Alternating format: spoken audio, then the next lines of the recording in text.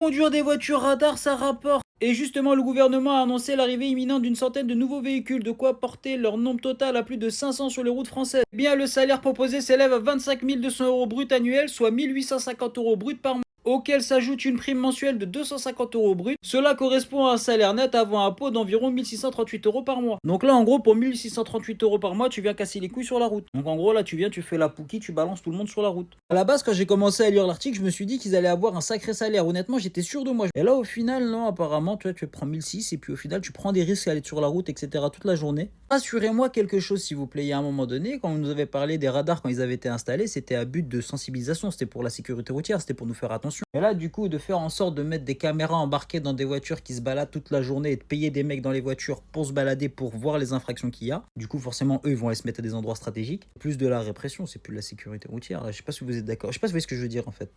Rassurez-moi quand même, vous êtes au courant du glitch pour avoir le code du premier coup. Attends, je vais vous expliquer tout ça. Première astuce, c'est de réviser au bon endroit. Arrête les séries YouTube, les séries cheloues. Ça, c'est nul, oublie. Fais ça plutôt, tu vas pouvoir réviser avec des questions officielles, les mêmes que le jour de l'examen là.